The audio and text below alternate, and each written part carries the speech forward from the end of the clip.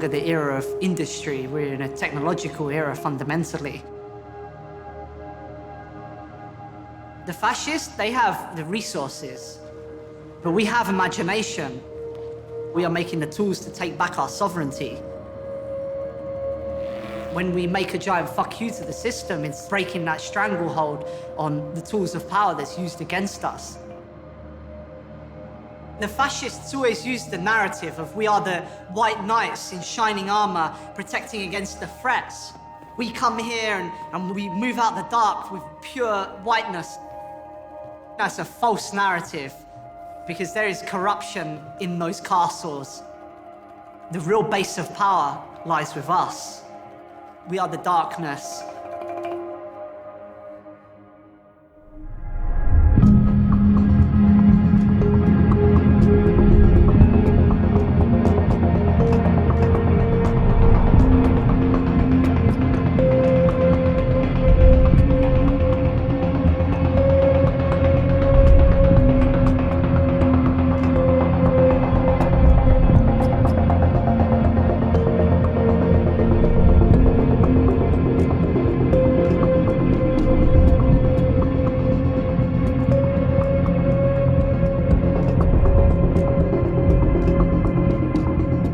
Trial which potentially could have very far-reaching implications has just started in New York City. The jury will decide a case that could impact the future of internet privacy. Thousands of drugs came through the black website called Silk Road. The government overstepped their boundaries to acquire the info they claim they have. This is not going away. This is going to be the biggest takedown of what is currently in existence.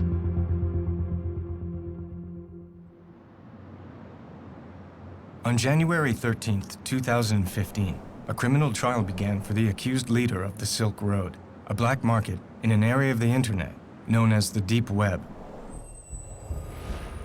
The Deep Web is vast, thousands of times larger than the visible internet, what's called the surface web. But the Deep Web is not a place.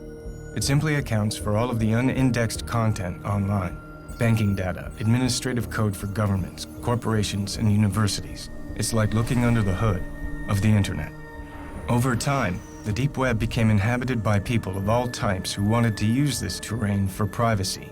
This hidden area of the Deep Web is called the Darknet, and it's accessible with a software service called Tor, originally developed by the US military and now open source and publicly funded. And while law enforcement and the media have painted a picture that Tor and the Darknet are nefarious tools for criminals, it's important to understand that they are largely used for good by government agencies, journalists, and dissidents around the world.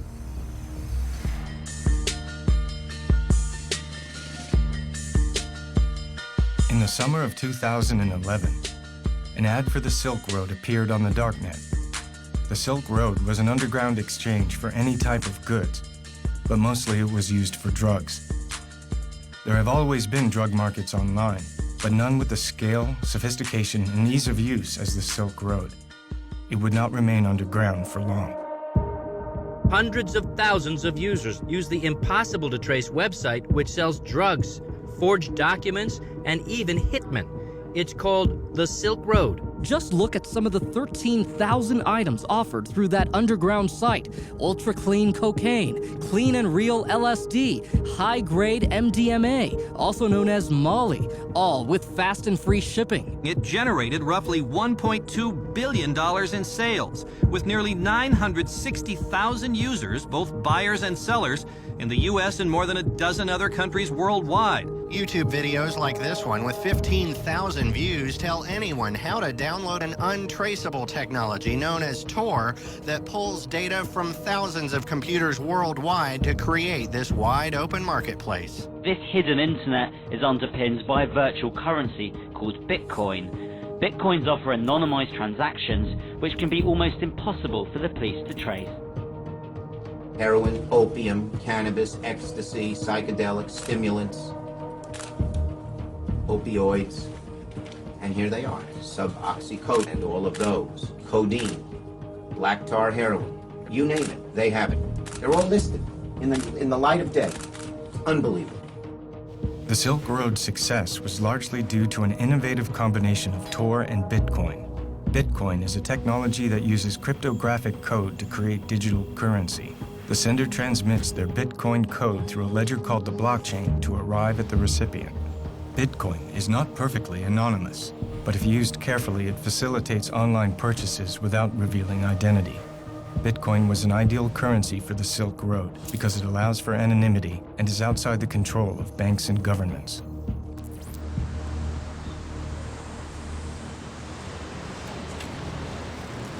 I really became aware of the Silk Road when Adrian Chen at Gawker did his profile. I think in a way, that story, as much as it documented the Silk Road, it created the Silk Road too. I mean, it drove so many people to the site. I think it probably was an order of magnitude increase in users on the Silk Road. So from that point on, I felt like I had missed the story and I wanted the next big story on the Silk Road. But I was also just fascinated with the community that was, being created there. eBay doesn't have that kind of user community. This was like a really tight-knit movement of people. It was a fascinating thing just to lurk around in. It's a certifiable, one-stop shop for illegal drugs that represents the most brazen attempt to peddle drugs online that we have ever seen. It's more brazen than anything else by light years. I mean, they had a really big, target on their back, and they even had been taunting, to some extent, law enforcement and, the powers that be by doing this in the open. And that's actually part of what these marketplaces are about. It's not so much about selling drugs as much as it is to make a political statement of sorts, right? This shouldn't be prohibited. We're free to do what we want, and we have the technology to do it, so there.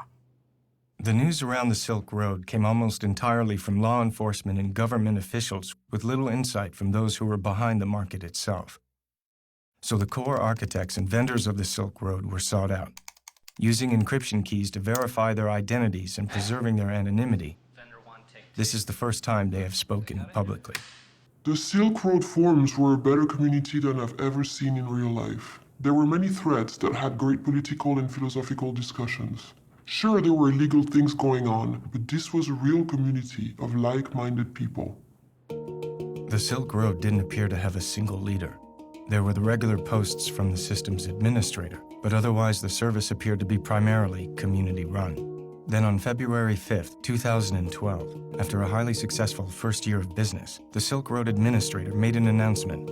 I need an identity separate from the site and the enterprise of which I am now only a part. I need a name. Drumroll, please. My new name is Dread Pirate Roberts. You're the Dread Pirate Roberts, admit it.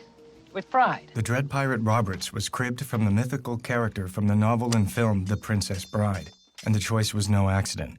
In the original story by William Goldman, the Dread Pirate Roberts was a nom de guerre handed down from user to user and passed along eternally. The man I inherited from was not the real Dread Pirate Roberts either. The real Roberts has been retired 15 years, and I have been Roberts ever since.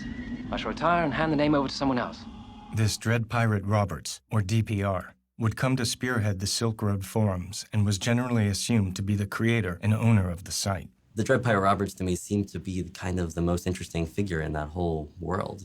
On the Silk Road forums, he was constantly posting these manifestos and love letters to his users and libertarian philosophical treatises, and he even had like this Dread Pirate Roberts book club where he hosted discussions of Austrian economics and free market philosophy. At the same time, nobody knew who he was. He had never spoken to the press before. I approached him on the Silk Road forum mid-2012 and started kind of just like trying to persuade him to talk, chipping away at him and just bugging him constantly. The actual trigger, I think, that made him decide to talk was this competing dark website called Atlantis. They were really much more aggressive in their marketing than the Silk Road. They put out this YouTube video advertising Atlantis as the new, better dark web drug site. So when I went back to the Dread Pirate Roberts and said, I'm going to do this story, it can either be about Atlantis or it can be about you, I think he realized that, he was a savvy business guy who realized he had to talk at that point. He did have a kind of political message that he wanted to get out, and I could see that in what he was posting on the forums. So I kind of played up to that, and I told him, like, I can be the vessel for you to talk about what the Silk Road really represents. And I think that appealed to him. So it took 8 months, but finally he did agree to an interview. Of course, he didn't tell me anything about himself, where he lives, you know, his age, identity, anything that could be remotely identifying. I didn't start the Silk Road. My predecessor did. From what I understand, it was an original idea to combine Bitcoin and Tor to create an anonymous market. Everything was in place. He just put the pieces together. The most I'm willing to reveal is that I am not the first administrator of Silk Road. He was incredibly secretive, of course, about the inner workings of the Silk Road and, you know, his own identity, of course. I mean, he was hunted by every law enforcement agency that you can imagine. The management of Silk Road is a collaborative effort. It's not just me making sure Silk Road runs smoothly. More often than not, the best ideas come from the community itself. But he did tell me, like, some interesting things about how he viewed himself and and the way that the Silk Road works. We don't allow the sale of anything that's main purpose is to harm innocent people, or that it was necessary to harm innocent people to bring to market. For example, anything stolen is forbidden. Counterfeit money and coupons which are used to defraud people. Hitmen aren't allowed, and neither is child pornography. No substance on Silk Road falls under those guidelines. This went beyond just, you know, like legalizing marijuana or even heroin.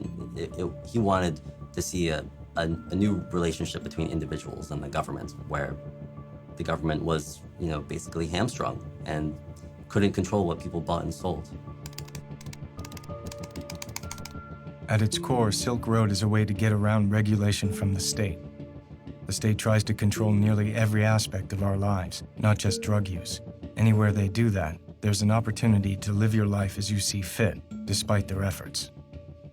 I guess I shouldn't generally say this kind of thing, but I really liked the Dread Pirate Roberts that I interviewed. I thought he was, you know, a really super interesting guy with a really coherent philosophy. He came across to me as this kind of middle-aged, wise man figure, you know. But not everyone on Silk Road believed in libertarian philosophy. Bringing an end to the drug war was the agenda that truly united the community. The huge reason why DPR put the website up and allowed the market to begin with and took the risk was because there needed to be a violence reduction in purchasing drugs, because it's going to happen. And the reason it's going to happen is because of the war on drugs. The violence isn't just from the people buying and selling the drugs. The violence is from the police departments and the federal agents prosecuting this war. And not to mention the horrendous violence that we commit overseas on people. I mean, we're the biggest bully on the planet when it comes to drugs. The fact that more than 50% of this country has said, you know, to the DEA, you know, we don't want you prosecuting this war anymore. They need to demonize drugs. The war on drugs is, you know, all about fear, uncertainty, and doubt. I could see that the Silk Road wasn't just another cyber criminal scheme. This was a guy who saw himself as the leader of a movement. One thing I've learned playing Dread Pirate Roberts is that your actions are sure to please some and infuriate others. But we can't stay silent forever. We have an important message, and the time is ripe for the world to hear it. What we're doing isn't about scoring drugs or sticking it to the man. It's about standing up for our rights as human beings and refusing to submit when we've done no wrong. Silk Road is a vehicle for that message. All else is secondary. The Silk Road functioned because the Dread Pirate Roberts was trusted. At any point, he could have shut down the Silk Road and run away with everyone's bitcoins. We've seen that happen with a bunch of other dark web businesses, but he didn't. And I think people believed that he wouldn't because they felt that he was a true believer in this kind of radically libertarian, crypto-anarchic philosophy that, you know, goes back to the cypherpunks of the 1990s. 25 years ago in the Bay Area, a burgeoning group of mathematicians, crypto-anarchists, and hackers began to meet in each other's homes. This tight-knit group came to be casually known as the cypherpunks. These original members were not socially motivated, but more concerned with the hard math of cryptographic technology and the broader philosophy of anonymity, individual liberty, and privacy. The government has this clear policy of access to all plain text, meaning whatever you're saying, they want access to. If it's stored on your hard disk, they want access to it. If it goes over the wire, they want access to it. If you are proxying speech for someone else, they want to know who it is. The cypherpunks were instrumental in the growing movement towards privacy and anonymity online, and they would pioneer the way into the hidden corners of the internet. Maybe the big turning point for the cypherpunks, I think, was WikiLeaks and Julian Assange and Jacob Appelbaum's idea of what it means to be a cypherpunk. You cannot trust a government to implement the policies that it says that it's implementing. And so we must provide the underlying tools, secret cryptographic codes that the government couldn't spy on, to everyone as a sort of use of force, in that a government, no matter how hard it tries, if the ciphers are good, cannot break into your communications directly. Force of authority is derived from violence. One must acknowledge with cryptography, no amount of violence will ever solve a math problem. Exactly. And this is the important key. It doesn't mean you can't be tortured. It doesn't mean that they can't try to bug your house or subvert it in some way, but it means if they find an encrypted message, it doesn't matter if they have the force of the authority behind everything that they do. They cannot solve that math problem. This movement is not about the destruction of law. It is about the construction of law. These are guys who want to create encryption tools that everybody can use. It's not just for the elite. It's trying to shift the way that the internet works to provide secrecy and anonymity and privacy to everyone. It's a much more populist movement. There is a community of people in the security and cryptography space who want to live in a world where the government cannot record their emails, cannot listen to their telephone calls, cannot see who they're spending time with, and they're trying to build tools. They're trying to build protocols and services that can facilitate that kind of anonymous and private exchange of information.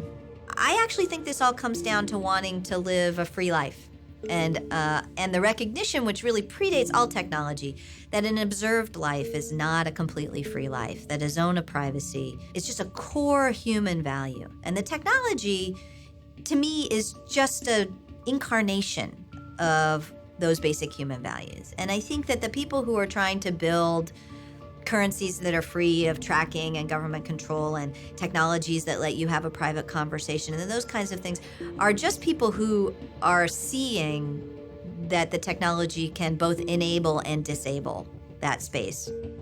There are more cypherpunks than ever before. They want to entirely cripple the government's ability to enforce law. They want cryptography to make the rules instead of law enforcement. Cody Wilson is a crypto-anarchist best known for developing the Liberator, a 3D printable gun that was downloaded 100,000 times in 2 days. When a group of baby boomers are told, okay, now 3D printers will print guns, they can do nothing but say, well, it's been nice living in the world I used to know. We want to question the very foundation, evacuate the very foundation that this order, moral, ethical, political, is founded. To see beyond good and evil and to allow something else to happen. This is where the figure of DPR is so interesting to me. Like, is he a liberal? Like, is he a Misesian like he says he is? Oh, he believes in libertarian market principles and, man against the state and all these principles of freedom and axioms of, or is he someone else like who I hope he is, or someone like I would try to hope to be, who was just looking for a way, a mechanism to help peek beyond good and evil a little bit? And is he more enthusiastic about what he's allowed to be opened up, the doors he's opening? Of course, there will be a dark side to the dark web. And if we want to enable this true crypto-anarchic future, anyone who's working on that, I think, has to reckon with the fact that they are going to be enabling really nasty things along with this kind of information freedom revolution that they're taking part in. By August of 2012, business was booming. The Silk Road had become a thriving, anonymous, and unregulated black market. The internet being used in this way posed a major threat to the government, greater perhaps than selling drugs. Even as a law enforcement officer, I still wouldn't know where to go and buy crack on the streets or buy heroin, but I do know how to go online and find it. It's downloading some software, and next thing you know, you're there, and you can purchase a service or drugs very easily. Since when does a teenager become obsessed with the daily mail delivery? Fidgeting and pacing made this Fisher's mom suspicious. So when her family's mail arrived, she grabbed it and found a cartoon DVD box addressed to her son with something extra. a package of white crystals. So she confronted her 14-year-old, and both their lives changed forever. I don't think anybody really cared in law enforcement until Senator Schumer went, oh my God, we got to do something about this. Today, I'm calling on the DEA and the Department of Justice to immediately shut this site down before more damage is done. Because if you think about what law enforcement at the federal level has to do to even start a case, I don't think this case would have been started if it wasn't for some political impetus by, a senator saying, we need to look into this. The FBI today shut down what it's calling the most sophisticated internet site in the business of selling hard drugs, including heroin, cocaine, and LSD. Anyone trying to log on to the website today found this notice shut down by the FBI. It was a sophisticated electronic smokescreen, and it took federal agents almost 2 years. They were able to infiltrate the site, but they made some of these purchases themselves using undercover identities. The secretive Dread Pirate Roberts was arrested in the most unlikely of places, this local public library in this San Francisco neighborhood. The FBI seized $3.6 million of Bitcoin's biggest haul in its 5-year history.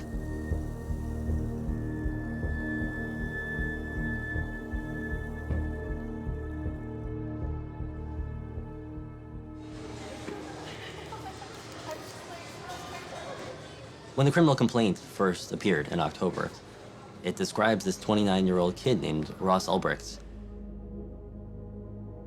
Not only do they say that he has run this billion-dollar-plus black market conspiracy, and they accuse him of drug trafficking and money laundering and somehow computer hacking charges as well, which is something that I had never associated with the Silk Road. But then also in this criminal complaint, there is outlined his plot to pay for the murders of a potential informant and a blackmailer. It seems at least one Silk Road user threatened to reveal the identities of thousands of others. So, investigators say Ulbricht tried to execute a murder for hire on that user, offering $150,000 to a would-be hitman because, quote, "This kind of behavior is unforgivable to me, especially here on Silk Road. Anonymity is sacrosanct." It threw me for a loop. It was really not the Dread Pirate Roberts that I had ever imagined. This connection between Ross Ulbricht, who plenty of evidence suggests that he was involved in the Silk Road. They, after all, seized his laptop while he was logged in to the Silk Road. He was caught red-handed. But these two personalities, these two personas, do seem to be almost schizophrenic. It's so difficult to imagine that they are the same person. And so the FBI's whole case is based on the idea of if they can show that Dread Pirate Roberts is Ross Ulbricht. Right, that's the most important part, right? Because he was trying to hide his identity on the site as well. So the first thing they're going to have to do is definitively link him as the person who runs the site.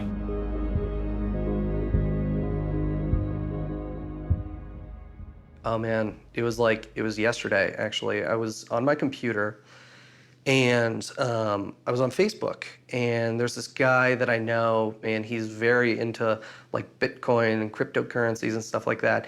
And he posts this article, and it says, Ross Ulbricht arrested. And I pull up Lynn's GChat, and I'm like, what is going on? Like, why is I looking at Ross's picture, about being arrested? What is this? She says, we don't even know. We're leaving Costa Rica right now. I mean, they were on their way, but blew my mind. I mean, totally blew my mind.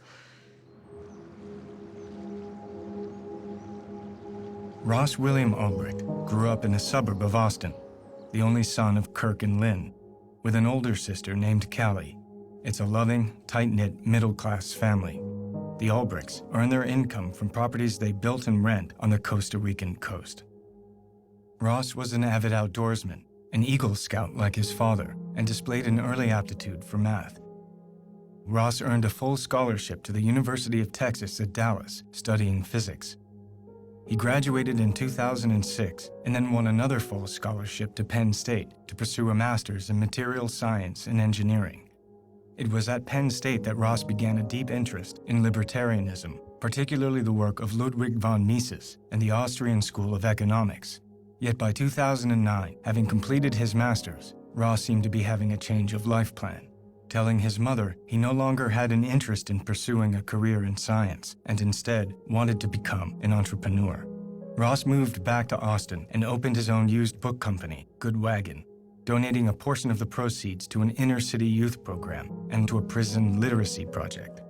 I remember him saying when we had coffee, the last time we saw each other, I remember him saying that he wished he had joined a fraternity in college. And I remember saying, well, that's surprising. You know, I didn't really understand that perspective. And I just remember him thinking, well, he focused a lot on his studies in school and maybe didn't create the social network that he was looking for in school. But as far as where we saw each other going or where we saw ourselves going, I think we both had a strong desire to be in control of our destiny. You know, again, like when he started the book company, totally natural, not even something that I would have questioned, where there are a lot of people that would never start their own business. But for Ross, sure, you know, why not?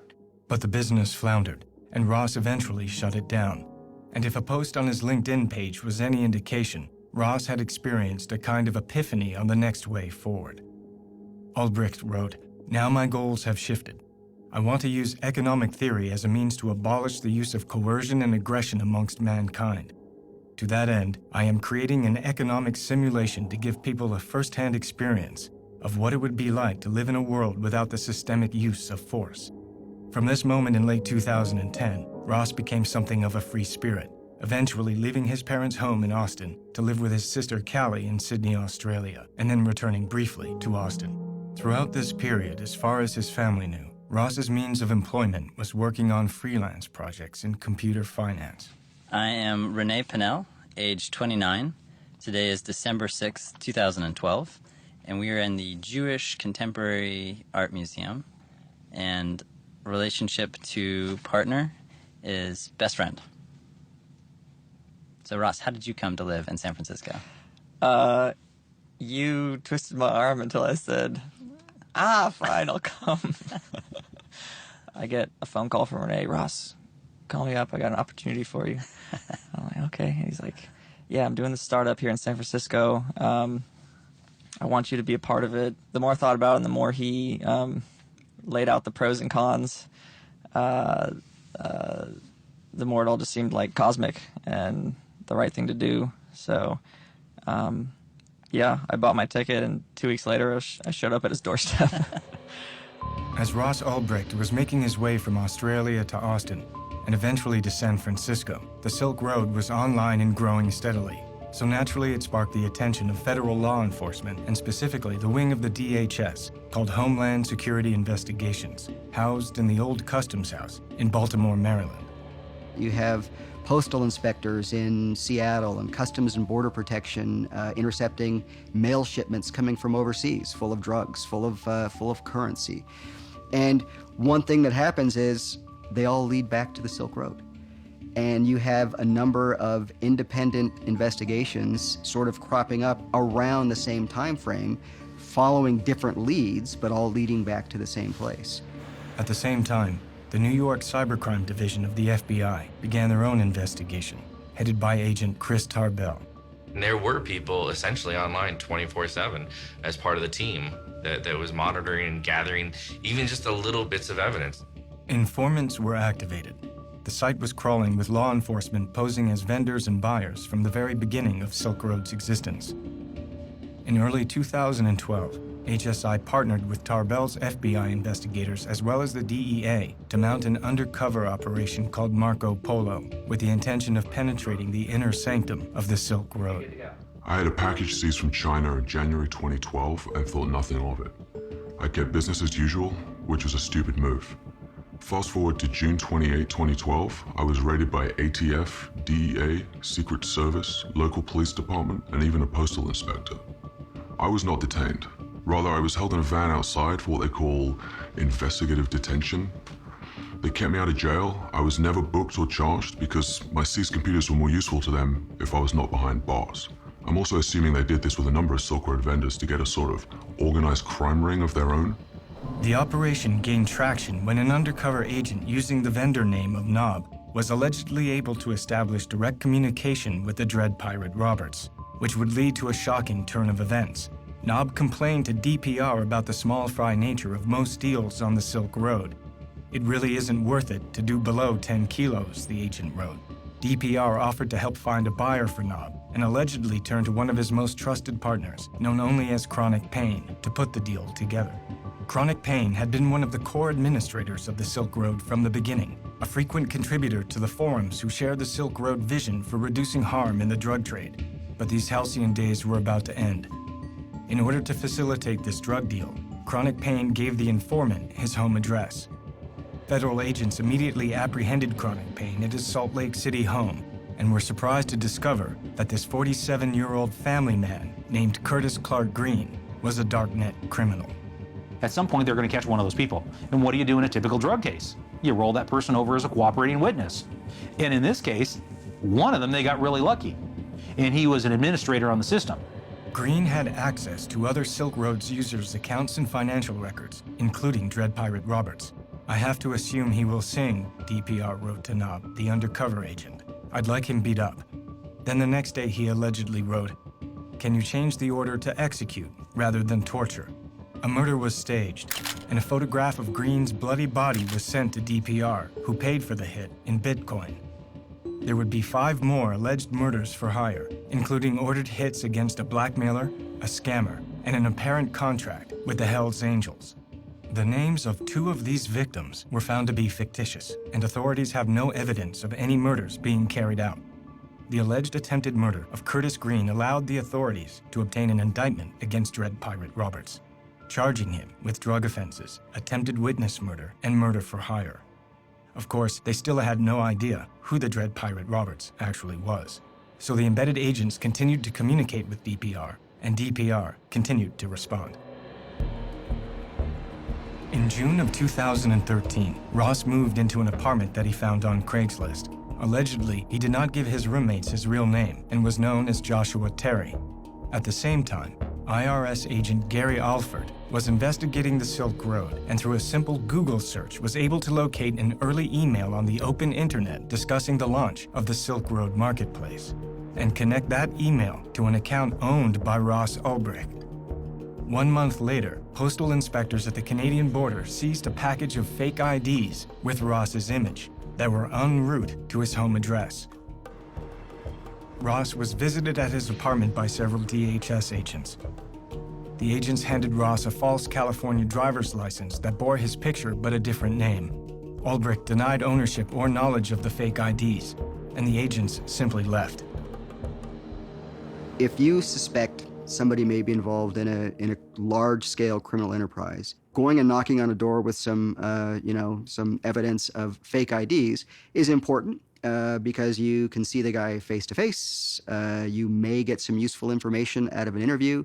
You may or may not want to take him into custody on the spot. Let's sit back and let's really go after this in a much more global way, if you will, because there's a lot more here than just one count of fake IDs. The next big break in the case would be achieved by FBI agent Tarbell and his cybercrime team, who had somehow located the Silk Road servers in Germany and Iceland.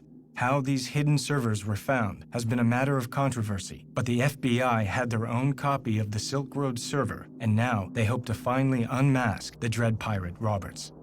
And I decided that there was a flaw in this setup somewhere. I couldn't quite put my finger on it, but there was a flaw, and I called up my partner, said, there's a flaw, we've got a limited amount of time, we need to make our money and get out now. Over the course of a year, a Chicago-based agent from the DHS named Jared Deryagian had been embedded in the Silk Road, now posing as a high-ranking moderator named Cirrus. With both the evidence connecting Ross to the launch of the Silk Road and the incident with the fake IDs, Ross became one of the primary suspects. On October 1st, in a coordinated effort between Deryagian from the DHS and Tarbell's FBI squad, a sting operation was launched.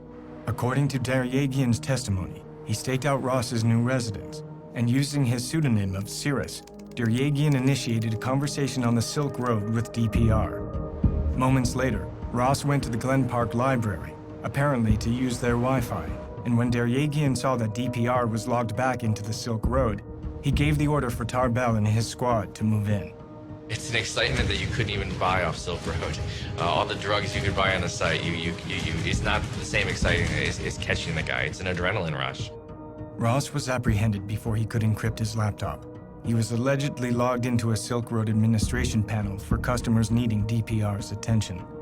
He was a dream for drug users because he was very technically adept and he was able to hide both the website that he put together and the actual sales of illegal drugs that the drug sellers would make on his website. The Silk Road was seized and shut down, and charges were announced against a number of core partners and vendors from the site. Ross was held for over a month in a jail in Oakland, awaiting extradition to New York.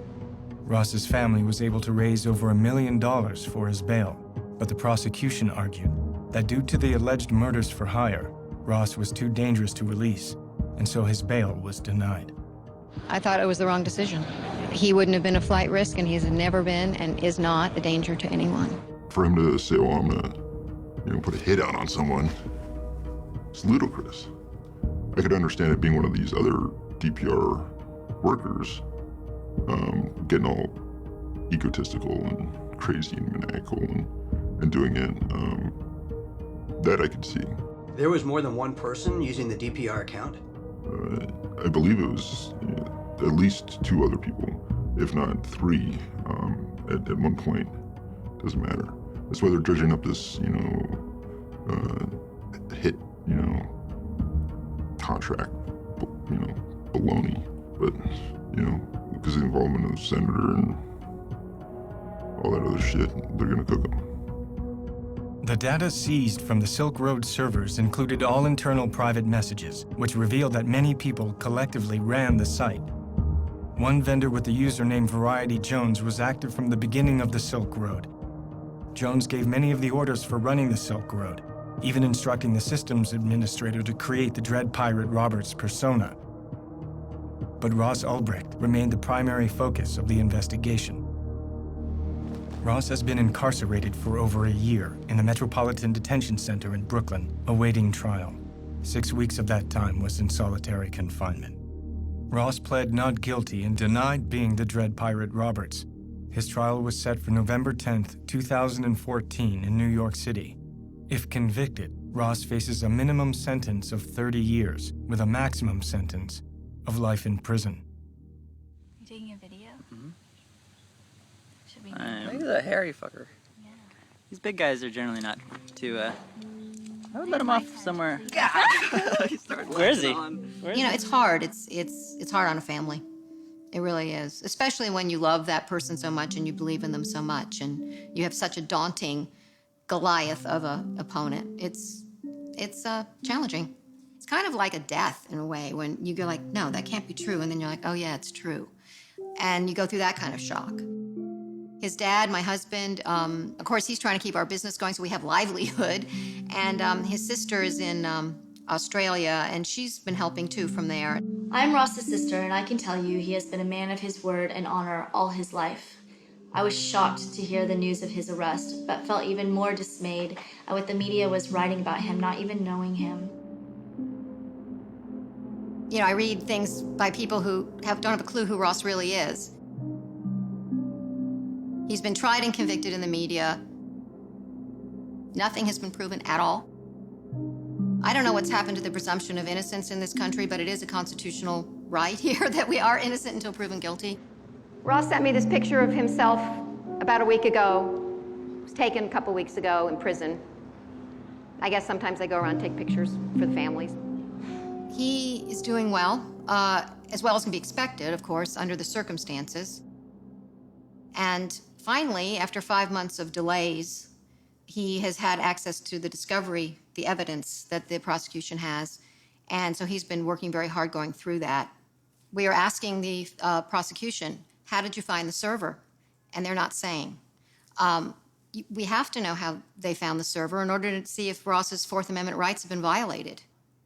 And how would anyone know if the evidence had been tampered with or anything else if it's not revealed how they found the server?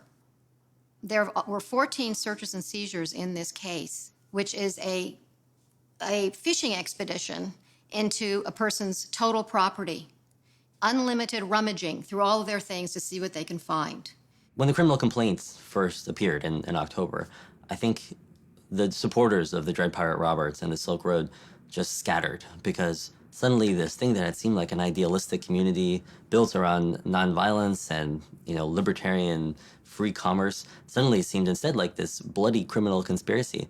And a guy who probably otherwise would have been a kind of political cause celeb who would have had all of these supporters calling for his freedom, instead was treated as an immediate pariah. He was seen as a criminal. So there's a lot of circumstantial evidence, if you want to call it that. There's a lot of technical bits and pieces involved. It got really crazy in the middle of that. It's sort of one thing is taking down this online drug market, another thing is pinning a number of murders for hires on top of it. It just seems really, really far-fetched. The 29-year-old seemingly clean-cut entrepreneur was living a secret life as a digital drug lord. They're claiming that he's living in a manner of a head of a cartel. The distinctions between Ross Ulbricht and the head of a cartel, you don't have to see too many movies to recognize what the differences are here. Then when the indictment finally came out, there were suddenly no charges around these murder for hire accusations, only the drug trafficking and money laundering and computer hacking. They had 6 charges. They used them against him to deprive him of bail.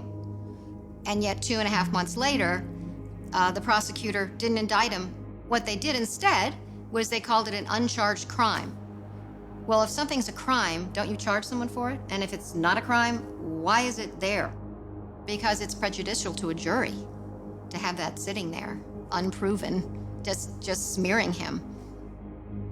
The portrayal they want is of someone who they can present to a jury as not having redeeming value. It's a way of poisoning the atmosphere so that the jury doesn't focus on the allegations, but focuses on this atmospheric that the government has created that in some sense is a diversion, appealing to the emotional aspect of it, so that if the proof is weak, the benefit of the doubt doesn't go to the defendant where it belongs under the presumption of innocence, but it goes to the government because, hey, there are these awful things lurking out there which aren't part of what we're supposed to find. The government doesn't have to prove them beyond a reasonable doubt, but they've injected them in the case in a way that is toxic to a impartial evaluation of what the evidence is on the charged crimes. So people come in with a preconceived notion, and that's halfway there to guilt. Previously, the murder for hire was in there as a charge, and then it was dropped. But it's not gone away.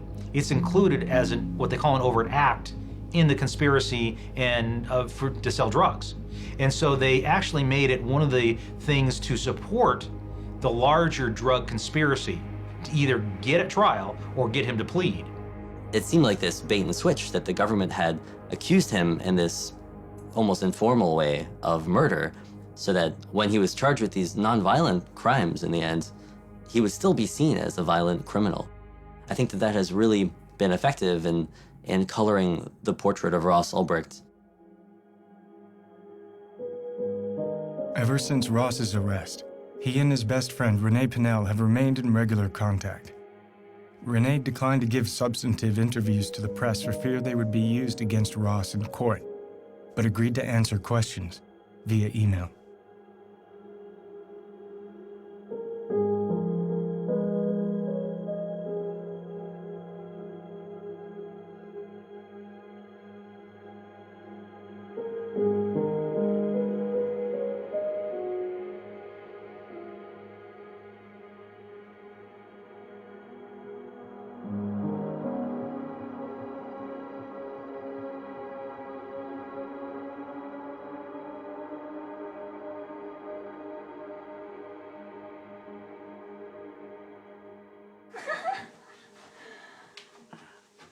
I'm a little teapot, short and stout.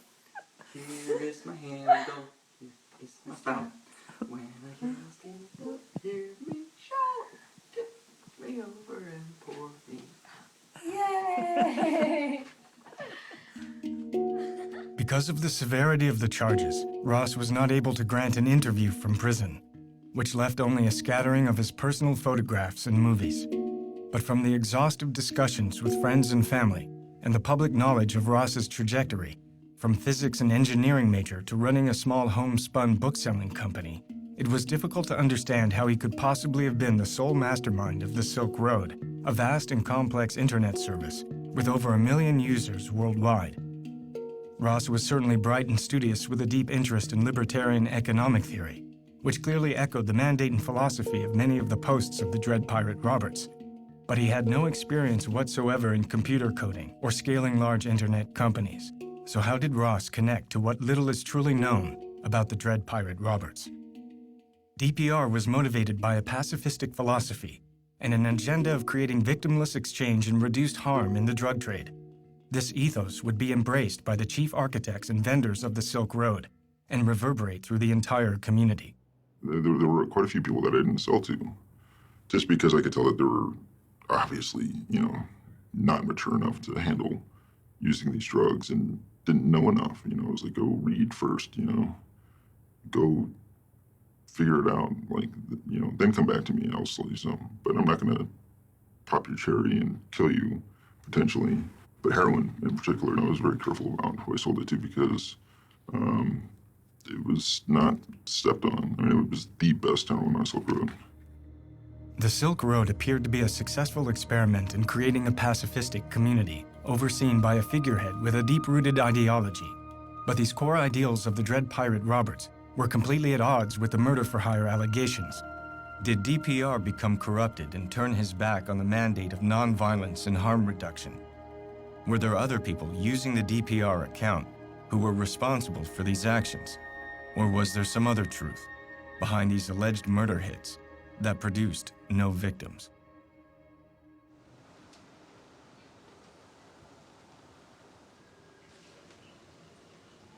We don't know the first piece of evidence that led the feds down this chain of investigation to the San Francisco library where Ross Ulbricht was arrested.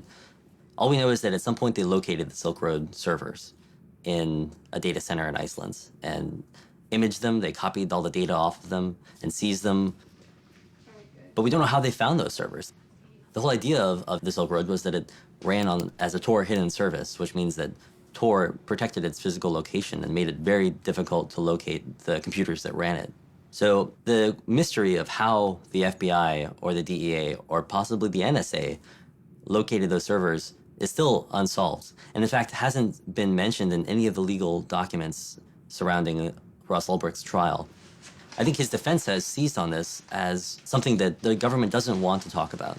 And if that's the case, then it does raise these Fourth Amendment issues of can the government use essentially hacking techniques to dig up evidence on a criminal suspect? And if so, what kinds of warrant do they need? If, in fact, there was some kind of violation of the Fourth Amendment in that initial part of the investigation that really was the first clue that led them down this entire chain to the arrest of Ross Ulbricht, it could be a giant problem for the prosecution that then taints every other piece of evidence that they found subsequently. The government has prosecuted other people for doing essentially what the government did here, which is trying to get underneath the public face of a website. And they have alleged that getting at information that's not supposed to be publicly accessible by sophisticated computer inquiries or activities, that is a violation of federal law. So here, and that's why they always say, we didn't do anything wrong, we didn't do anything violation, but they really know what's at stake here because they've actually prosecuted people for the same thing. And the government's affidavit, the affidavit from Agent Tarbell about how they got to the Silk Road servers has been met with incredulousness by the internet community. The Tarbell Declaration, to put it politely, seems vaguely disconnected from the truth. Depending on which security expert you ask, you will get it's vaguely disconnected to the truth to something filled with it is a massive pile of bovine excrement. What Tarbell's story was is he was typing away his computer, visiting the Silk Road website, and the CAPTCHA was transmitted in the clear, and he somehow saw the IP packets go directly to the server. And so he then connects to that server and gets the CAPTCHA. Game over, they found the back-end server. Unfortunately, this was playing fast and loose with the truth, because the logs provided to the defense show that what Tarbell found was not the CAPTCHA image, but instead a PHP MyAdmin page. The server was running some stuff over the clear, but not the CAPTCHA. So Tarbell's story doesn't mesh with the FBI's own evidence. they hacked his servers, and with that access could essentially do whatever they wanted. Given just the institutional pressure to take this thing down, it's naive to think that they didn't.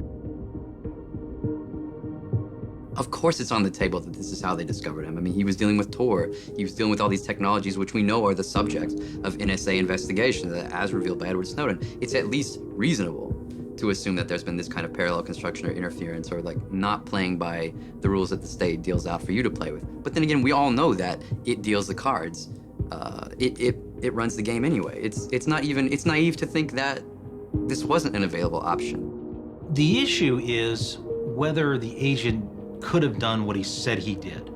The theory that's been brought forward in the testimony by the individual agents that did it, they were able to manipulate part of the server to cough up an address that shouldn't have been given up. And that address came back to Iceland, and that server there was hosting the Silk Road hidden service. I think we're not going to know till we go to trial, and we may never know for sure. There's always this balance of trying to be forward-leaning in your investigative techniques and making sure that you don't trample on rights at the same time. You want to stay well within the bounds of your legal authority, because if you step over the line, the evidence is going to be tossed. It's not going to be admissible in court, and you may wind up jeopardizing the outcome of an entire investigation. And so I think what agencies will try and do is they'll want to step right up to the line, maybe get a little bit of chalk on their toes, but don't step over it. Ross's lawyer made a motion to dismiss the case based on the disputed seizure of the Silk Road servers, arguing that admitting this material not only violates his client's Fourth Amendment rights, but would set a dangerous precedent for the rights to privacy of all citizens. The judge, Catherine Forrest, sided with the prosecution, stating that the Tarbell Declaration was acceptable, and the motion was denied.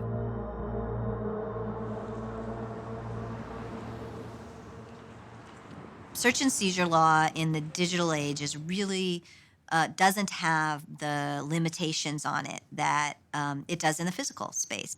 And we see it not only in the search and seizure laws, like what is the standard upon which they can come and grab your computer? What kind of searches can they do on your computer once they have it? Do they just get everything? We see this at the border, or we see this at search incident to arrest. People now carry around smartphones that have their whole lives in them. And if they get stopped, law enforcement is certainly right now in a lot of places taking the position that absolutely anything that's connected that's on that device, including logging into your accounts that you can log into from that device, is fair game.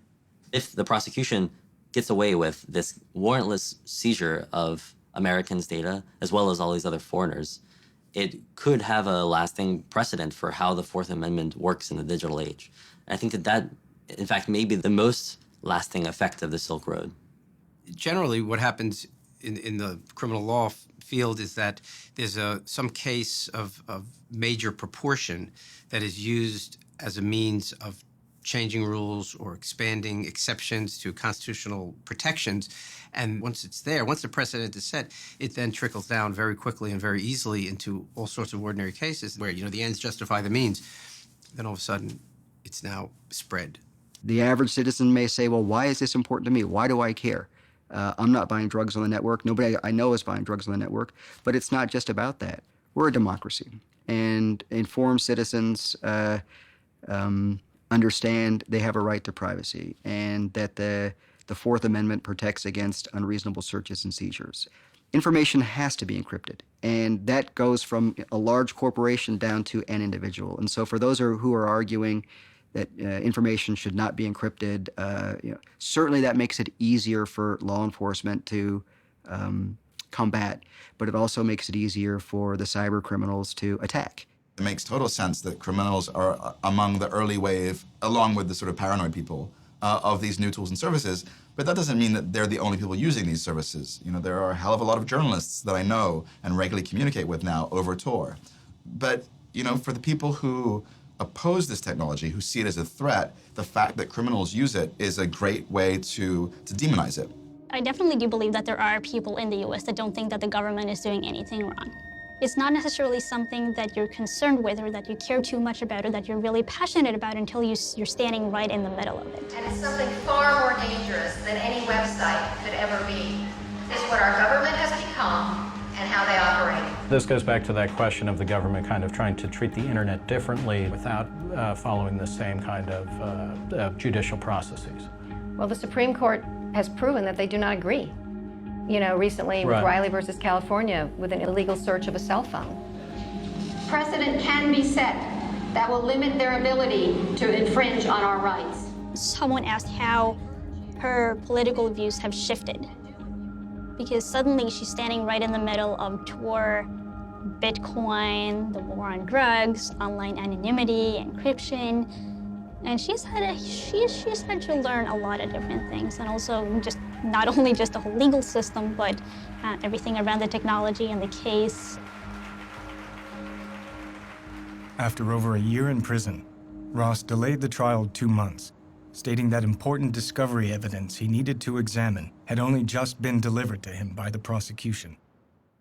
The FBI shut down what it calls the most sophisticated and extensive criminal marketplace on the internet, but it may be finding new life.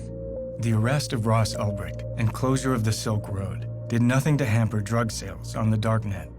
Many new markets immediately appeared, including a relaunch of the Silk Road itself, also run by someone calling themselves the Dread Pirate Roberts. And like its predecessor, the Second Silk Road also claimed a mandate of reducing violence and harm in drug transactions. The Dread Pirate tweets, "Silk Road, while under my watch, will never harm a soul. If we did, then we are no better than the thugs on the street." The new Dread Pirate Roberts told me that he knows he can't be around forever, and when he's gone, he's confident someone else will step up and fill the void. You could take down the man, but you can't take down the idea. By this time, statistics appeared claiming the first Silk Road had succeeded in its mission of reducing violence in the drug trade.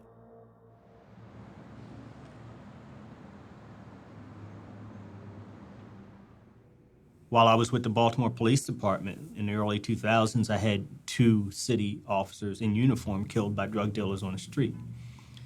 And there was a family of 7, a Dawson family on Preston Street.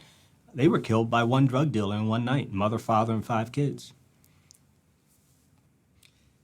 And so as the years in the early 2000s start moving along, I'm continuing to think about this from a place of violence and beginning to realize that our policies of drug prohibition were actually counterproductive to public safety. The one thing that I signed on for to improve, to better public safety in our neighborhoods, was making it worse. And I found a large number of police officers and judges and criminal prosecutors and DEA agents and FBI who think the same way. If Baltimore moved from street corners to online services, oh my God, you know how many fewer shootings we would have every year, which equate to fewer homicides?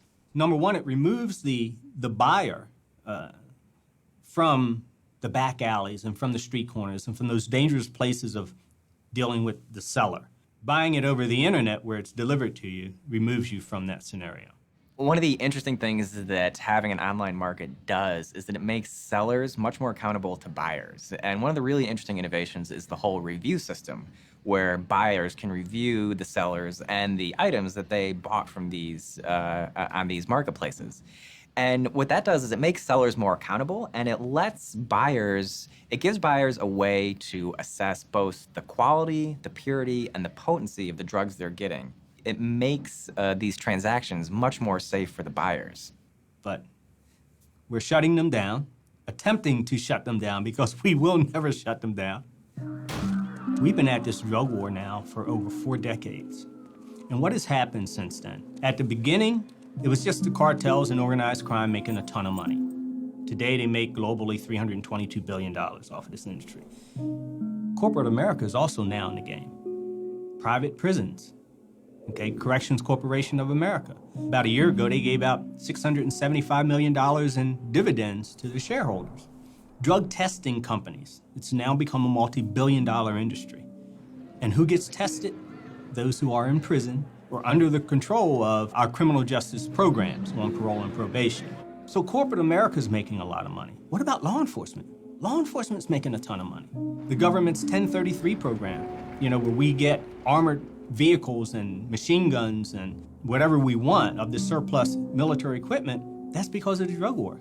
over the years, we've seen these huge bureaucracies build up around the drug war, around prosecuting the drug war. You've got the Drug Enforcement Agency, you've got the Office of National Drug Control Policy. So a lot of the opposition is just rooted in self-interest among places like the FBI and the DEA, where if you're telling somebody who's been in the FBI for 30 years that drugs are no longer a priority, that's an existential threat to them. That kind of takes away their whole reason for existence. You really have to think about the danger of some of these drugs, the severe danger of addiction, the havoc that it reaps on families and children and careers. And so to say that we need to step back and liberalize, well, that's one approach you can take, but then you've got to look at a cause and effect. If we do this, what are the second and third order effects?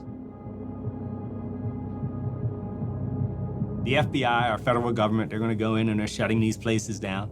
You know what? New ones just open up. Because there's so much money to be made, they'll continue to open up.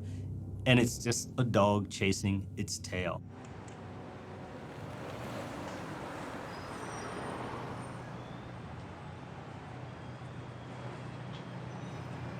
We're a team, and we've been working on this thing together right from the start.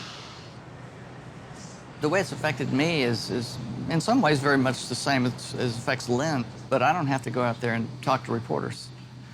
And we kind of set it up that way. It's hard enough having your loved one in prison, but then the whole media thing it definitely adds a pressure.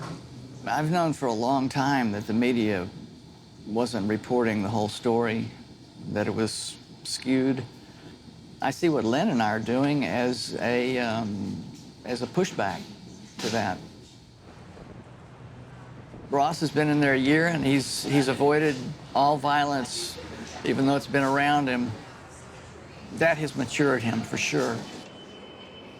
The fact that he's come out of this unscathed so far speaks volumes. He seems serious. There's a lot at stake. He's feeling good that we got the extension. He had this mountain of stuff to go through, and I felt like he was running out the clock. And now they have that extra 2 months has been essential, is the word he used. And so I think he feels that he's much more prepared and ready. Yeah, he says he's ready for trial. He's ready to go in there and win. I have also matured in this last year, matured in my thinking about ethics, politics. When I became more and more aware of what the drug war was doing, the tragedy, so many people have been victimized by the drug war. It's a giant mess, and it's a story that needs telling. And we've got a pulpit, in a way, to tell it from. It's so weird to be doing all this, and it's distracting, and it's challenging, and you want to do the right thing, and then it's all about Ross, and then we go and we see him and hug him and talk to him and hold his hand, and it's just like, Ross. It's such a disconnect, and it's just so hard to see him in there.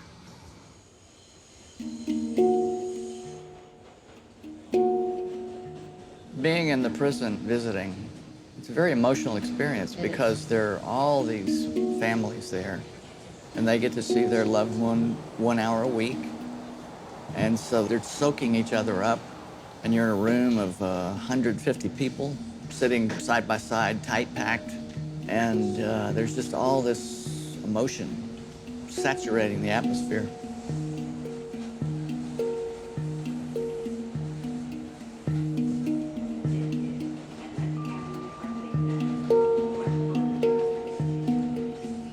The prisoners have segregated themselves.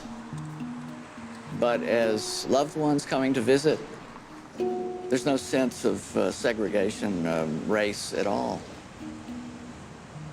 We're just 150 people whose hearts are breaking.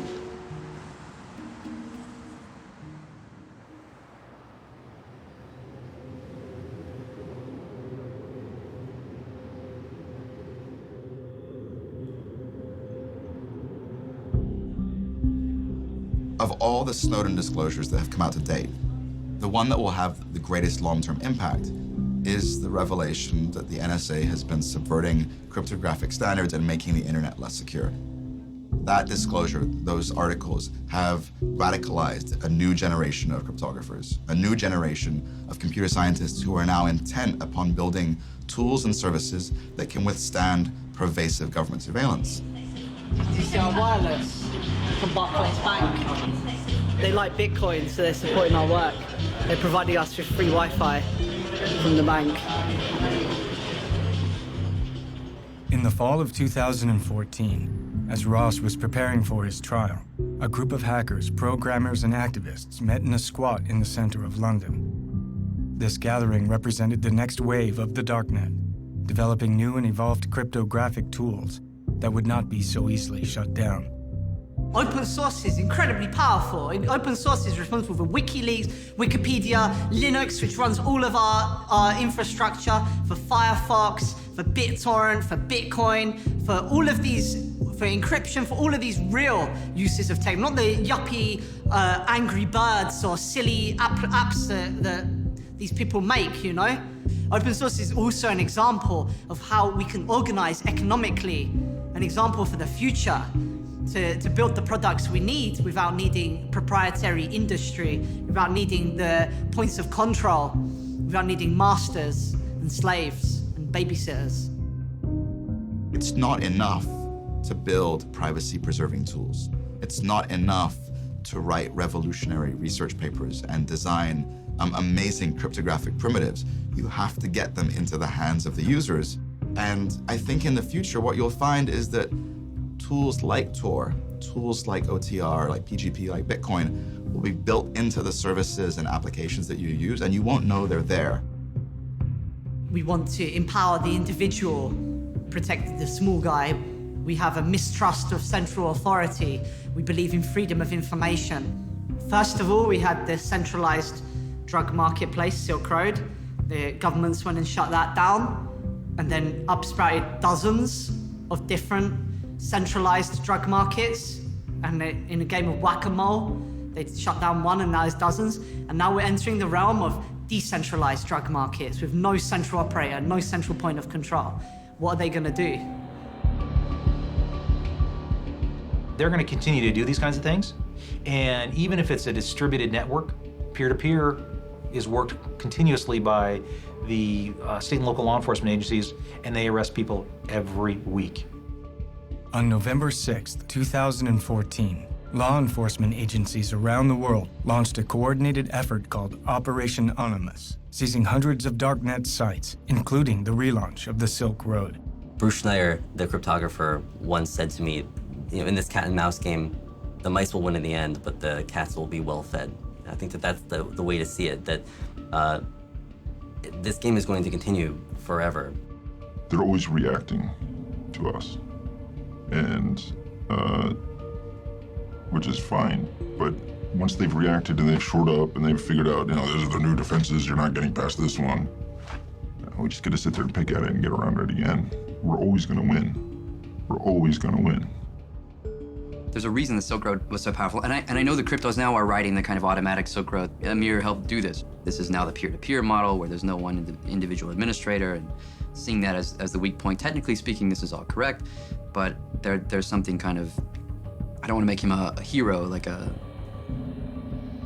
want to say that he's a hero, but DPR recognized what was at stake, and he was willing to do the things that most of the libertarians weren't willing to do because he was serious about, I think, what the Silk Road meant. 3 weeks before the trial, the issue of the murders for hire suddenly resurfaced. The prosecution announced that due to these allegations, they would not allow Ross's defense to know the identities of their witnesses. The defense responded that using these uncharged crimes in this manner was prejudicial. A hearing was called to resolve the matter. The judge ruled that some of the witnesses won't be made available to the defense until right before the trial. It's based on her saying that Ross might intimidate or even murder people from jail.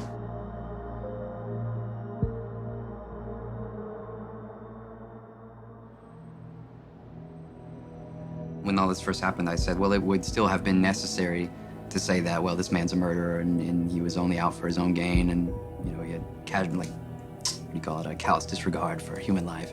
It's necessary to paint a figure that way rather than to make him, a martyr of the war on drugs.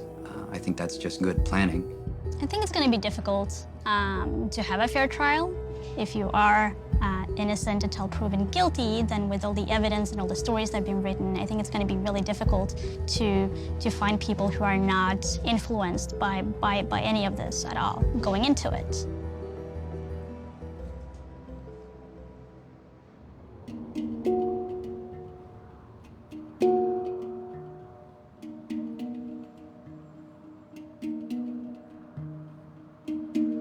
The day before the trial, Ross provided a written statement. It was the closest anyone would get to an actual interview.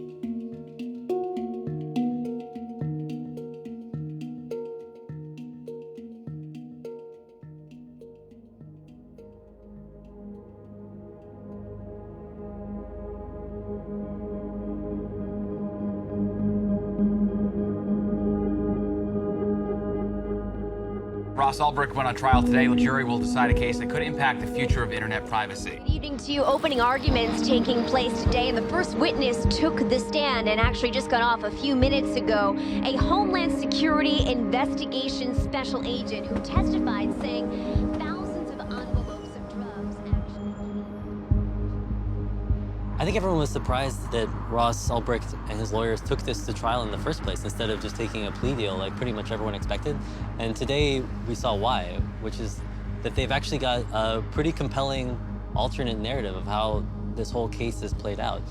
The story that Draytel is telling, that Ross did create the Silk Road, which is an amazing admission to begin with, and that the real operator of the Silk Road, the Dread Pirate Roberts, framed him. It's a kind of theory that I'd never heard posed before, that instead of Ross being the Dread Pirate Roberts, he was framed by him.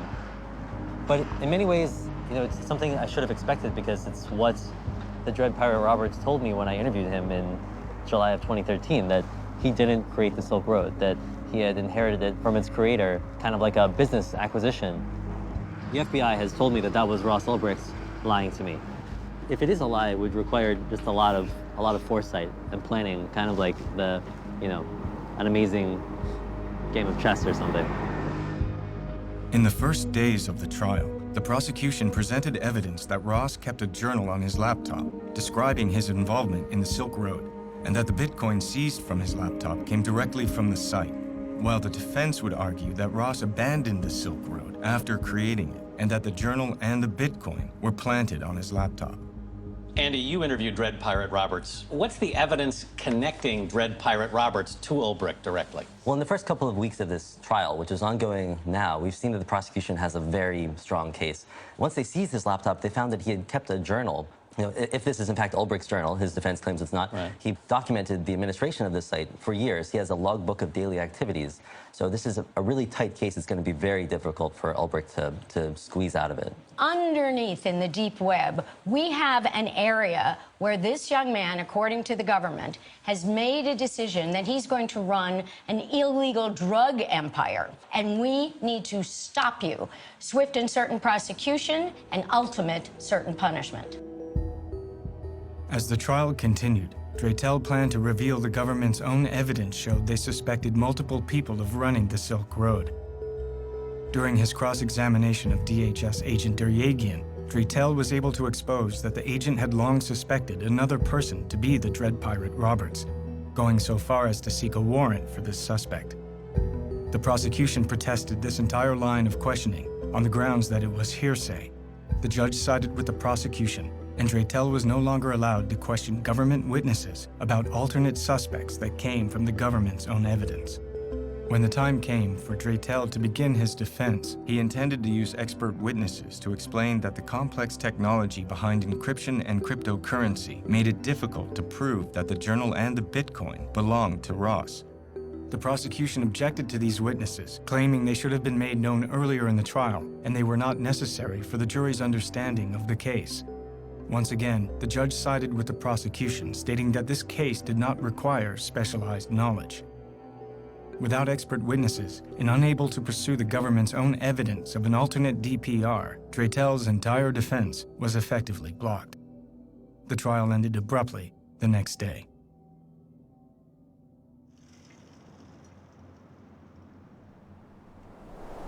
The trial of Ross Ulbricht raised more questions than it answered. Did we really know the full truth of the Silk Road case? Would this case set a precedent for the warrantless search of Americans' digital property? Whatever the ultimate outcome, it was clear that the fall of the Silk Road was not the end of a chapter, but the beginning.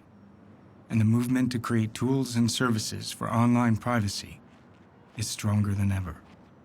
The trial of Silk Road mastermind Ross Ulbricht concluded when the jury found him guilty on 7 different counts. It included 3 drug charges, as well as computer hacking, money laundering, and even a kingpin charge of continuing a criminal enterprise. Now, Ulbricht faces a minimum of 30 years behind bars, but his defense plans to appeal this decision. Anyone here, all of us, are going to be judged by things for which there is no attribution in real life. There's only attribution on the internet where things can be created, modified, edited, moved, hacked. Was it a fair trial? No, I don't think so. As the actual verdict was read, the word guilty was said 7 times. Ross was just staring straight ahead. I don't know what was on his face. But afterwards, he turned back to look at his family, and he had this really heartbreaking kind of stoic smile. And he wasn't crying, but he was just blinking hard. And then as he was led away, his mom said, "This is not the end." You know, that was it. The evidence against Ulbricht was so powerful, and Draytell's strategy had been to try to cross-examine every government witness and to pull out his alternative story through that cross-examination. And when the judge essentially shut that down and said, you have to limit your cross-examination to the scope of the government's initial questioning, that really prevented him from telling any other story. We have a much more informed perspective than the rest of the world. We have meetings that we've had with Josh through the last year and 3 months, regular meetings. We know about how he felt like he might win the case in cross-examination. We know that the government, that his witnesses were blocked from testifying. We were in the courtroom and we saw what happened and the travesty, the appalling obstruction of justice that happened. There was 5,000 pages of government evidence to do with one witness alone, Jared Dragan. None of that was allowed. 5,000 pages, and it was dumped on the defense 10 days before trial. Another 2,500 pages for other witnesses was dumped on the defense a week before trial. And it was full of exculpatory evidence favorable to Ross that was not permitted to be used. All this great, huge field of evidence that came out in the 3,500 material a week before trial that was that would help prove Ross's innocence was excluded from being brought out in the courtroom. It would have been a whole different case. This was the trial that didn't happen. The trial just didn't happen because it was only the prosecution's narrative that we heard. So then what about the hacking of the Silk Road servers? What about the precedent issues of the case? We didn't get that far. We didn't get to even have that kind of public hearing where the FBI has to say how they did it, and then we get to decide whether that was legal or illegal.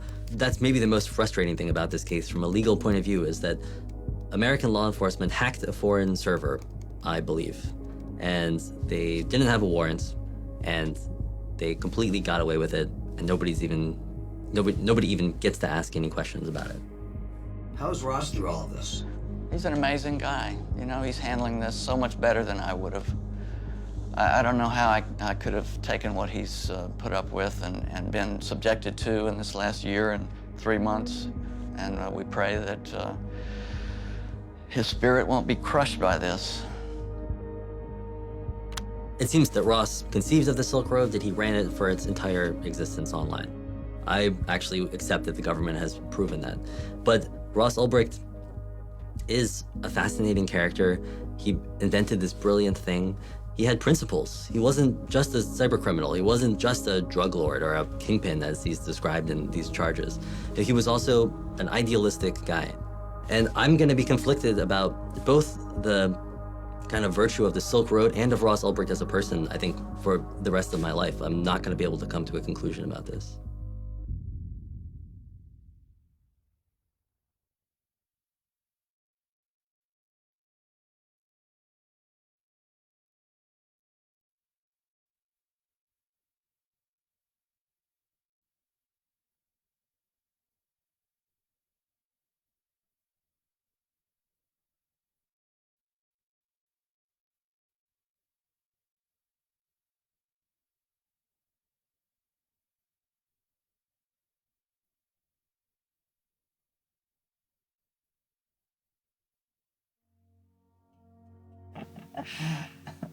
I don't know. You got any more questions, or should we wrap it up?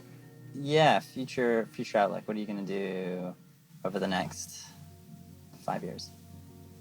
Like one sentence. I'm gonna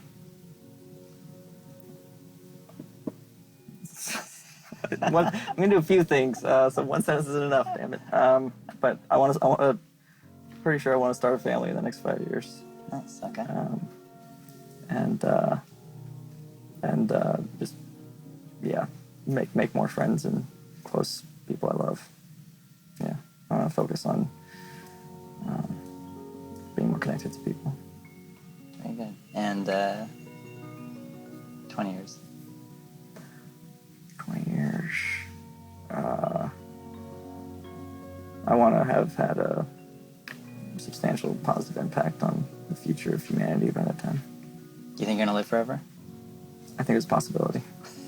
I honestly do. I think I might live forever in some form by that time. I mean, technology is changing so fast. Yeah. Cool. I hope I'm there. Sweet. Someday we could be a shining beacon of hope for the oppressed people of the world, just as so many oppressed and violated souls have found refuge here already. Will it happen overnight? No. Will it happen in a lifetime? I don't know. Is it worth fighting for until my last breath? Of course. Once you've seen what's possible, how can you do otherwise?